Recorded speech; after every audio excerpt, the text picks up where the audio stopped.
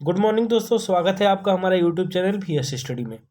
दोस्तों आज है 21 नवंबर 2021 और 21 नवंबर 2021 से करंट अफेयर्स के जितने भी इंपॉर्टेंट क्वेश्चन बनेंगे उन पे हम लोग चर्चा करेंगे।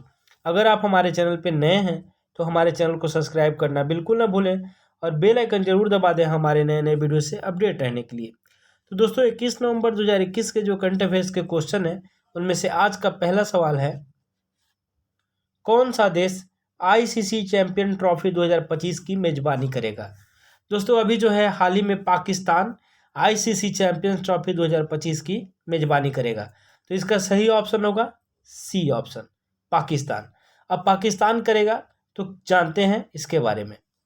दोस्तों पाकिस्तान में 2 दशक से भी अधिक समय बाद बड़ी क्रिकेट प्रतियोगिता की वापसी होगी जब देश 2025 में अंतर्राष्ट्रीय क्रिकेट परिषद यानी आईसीसी की चैंपियंस ट्रॉफी की मेजबानी करेगा। दोस्तों अब जानते हैं कि आईसीसी का मतलब क्या होता है। तो दोस्तों विश्व में क्रिकेट मैच आईसीसी ही रेगुलेट करता है। विश्व में जितने भी क्रिकेट मैच होते हैं उनको आईसीसी रेगुलेट करता है। दोस्तों आईसीसी का पूरा नाम है इंटरनेशनल क्रिकेट काउंसिल यानी अंतर्राष्ट्रीय क्रिकेट परिषद, इसका हिंदी नाम है। दोस्तों इसका स्थापना 15 जून 1909 ईस्वी को हुआ था और मुख्यालय इसका है दुबई जो कि संयुक्त अरब अमीरात में है। अध्यक्ष अभी हैं ग्रेग बार्कले जो न्यूजीलैंड देश के रहने वाले हैं। अगला क्वेश्चन, आईक्यू एयर द्वारा जारी रैंकिंग के अनुसार दुनिया का सबसे प्रदूषित शहर कौन सा बना है। दोस्तों आईक्यू एयर द्वारा जारी रैंकिंग के अनुसार दुनिया का सबसे प्रदूषित शहर दिल्ली बना है जो कि भारत में है। तो इसका सही ऑप्शन होगा दोस्तों ए ऑप्शन, दिल्ली जो कि भारत में है। तो दोस्तों अब ये बना है तो जानते हैं कि पहला कौन है, दूसरा कौन है और तीसरे स्थान पे कौन है। तो दोस्तों अभी टॉप 3 हैं, दिल्ली पहला स्थान पे और लाहौर पाकिस्तान में है दूसरा स्थान पे और सोफिया बुल्गारिया में है जो कि तीसरे स्थान पे है। दोस्तों अब जानते हैं कि आईक्यू एयर होता क्या है। तो दोस्तों IQ air is a Swiss air quality technology company. एक जो है ये एयर टेक्नोलॉजी कंपनी है जो कि पूरे अभी दिल्ली भारत को जो इसका रैंकिंग के अनुसार दुनिया का सबसे प्रदूषित शहर घोषित किया है। अगला क्वेश्चन, किस शहर में मत्स्य पालन के क्षेत्र के विकास के लिए देश का पहला मत्स्य व्यवसाय इनक्यूबेटर का उद्घाटन किया गया है। दोस्तों अभी जो है ये गुरुग्राम में मत्स्य पालन के क्षेत्र के विकास के लिए देश का पहला मत्स्य व्यवसाय इनक्यूबेटर का उद्घाटन किया गया है। तो इसका सही ऑप्शन होगा दोस्तों डी, गुरुग्राम। तो दोस्तों अब गुरुग्राम में हुआ है तो जानते हैं इसके बारे में।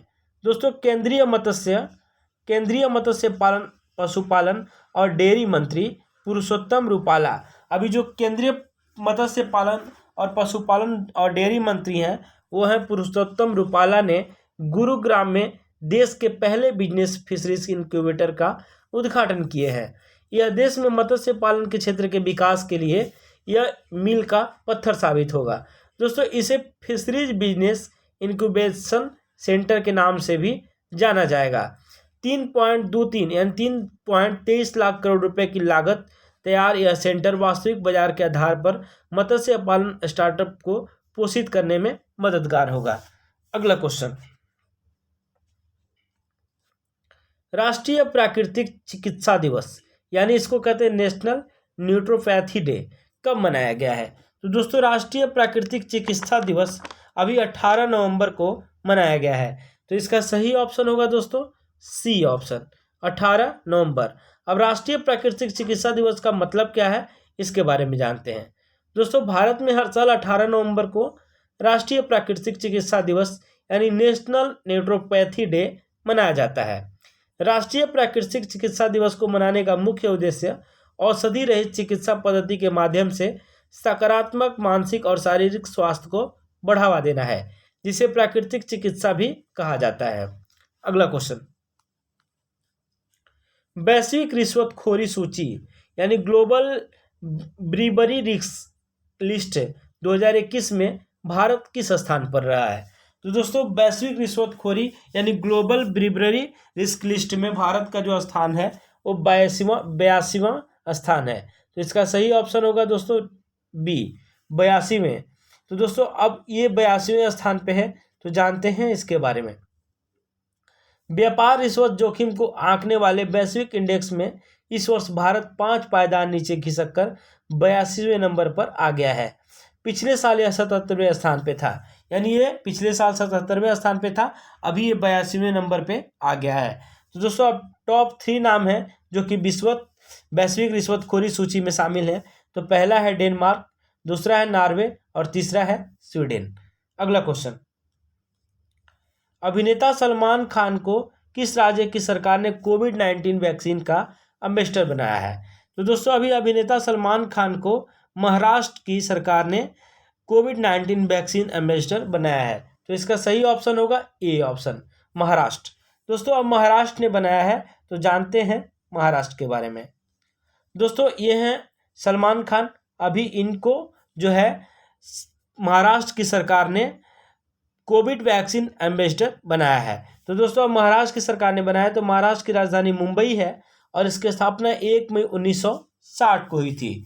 अभी महाराष्ट्र के मुख्यमंत्री हैं उद्धव ठाकरे और राज्यपाल भगत सिंह कोश्यारी। यहाँ की जो प्रमुख नदियां हैं उनमें से एक प्रमुख नदी है गोदावरी। टोटल जिलों की संख्या यहाँ पे 36 है। अगला क्वेश्चन, प्रधानमंत्री नरेंद्र मोदी ने हाल ही में कितने कृषि कानूनों को वापस लेने की घोषणा की है? तो दोस्तों अभी ये बहुत नया न्यूज़ है। प्रधानमंत्री नरेंद्र मोदी ने हाल ही में 3 कृषि कानूनों को वापस लेने की घोषणा की है। तो इसका सही ऑप्शन होगा दोस्तों बी ऑप्शन, 3। अभी हाल ही में प्रधानमंत्री नरेंद्र मोदी के द्वारा 3 कृषि कानूनों को वापस लेने की घोषणा की गई है। तो जानते हैं इसके बारे में। दोस्तों प्रधानमंत्री नरेंद्र मोदी ने हाल ही में 3 कृषि कानून को वापस लेने की घोषणा की है। पिछले 1 साल से तीनों कृषि कानूनों को वापस लेने के लिए किसान दिल्ली की सीमाओं पर आंदोलन कर रहे थे। उन्होंने कहा कि हम किसानों को समझा नहीं सके, इसलिए इन कानूनों को वापस ले रहे हैं। अगला क्वेश्चन, निम्न में से किस देश ने हाल ही में एंटी सैटेलाइट मिसाइल यानी DASAT का सफल परीक्षण किया है? तो दोस्तों अभी हाल ही में रूस ने एंटी सैटेलाइट मिसाइल DASAT का सफल परीक्षण किया है। तो इसका सही ऑप्शन होगा सी ऑप्शन होगा, रूस। अब रूस किया है, तो जानते हैं इसके बारे में। दोस्तों रूस ने हाल ही में कॉस्मोस 1408 नामक एक रूसी उपग्रह को मार गिराकर एंटी सैटेलाइट मिसाइल DASAT का सफल परीक्षण किया है, जिसके परिणाम स्वरूप निम्न पृथ्वी की कक्षा में मलबा फैल गया है। इस परीक्षण ने अब तक मलबे के लगभग 1500 टुकड़े भी उत्पन्न किए हैं। दोस्तों अब ये रूस ने किया है, तो रूस के बारे में जानते हैं। रूस की राजधानी मॉस्को है और यहाँ के प्रधानमंत्री हैं मिखाइल मिशुस्तिन और राष्ट्रपति हैं व्लादिमीर पुतिन। यहाँ की करेंसी है दोस्तों रशियन रूबल। अगला क्वेश्चन, विश्व बाल दिवस कब मनाया जाता है? दोस्तों ये भी इंपॉर्टेंट क्वेश्चन है कि विश्व बाल दिवस जो है 20 नवंबर को मनाया जाता है।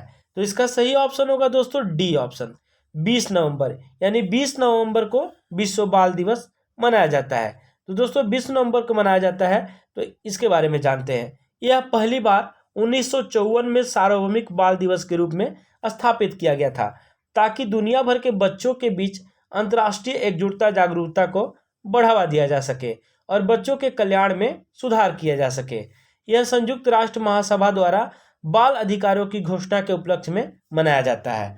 दोस्तों एक इम्पोर्टेंट डे है कि 20 नवंबर को विश्व बाल दिवस मनाया जाता है, तो 14 नवंबर को बाल दिवस मनाया जाता है, वो भी भारत में।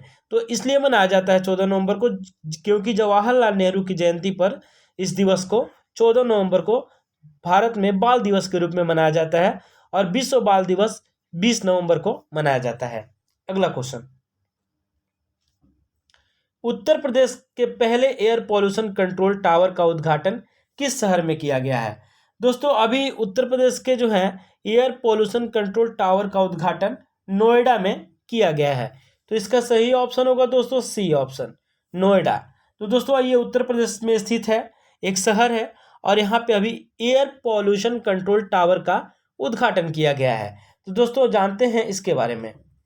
दोस्तों उत्तर प्रदेश के नोएडा में भारत हैवी इलेक्ट्रिक्स लिमिटेड यानी BHEAL ने शहरी क्षेत्रों में बढ़ते वायु प्रदूषण की समस्या से निपटने के लिए उत्तर प्रदेश के पहले एयर पॉल्यूशन कंट्रोल टावर का उद्घाटन नोएडा में किया गया है। इस टावर के प्रोटोटाइप को स्वदेशी रूप से विकसित कर और तैयार किया गया है।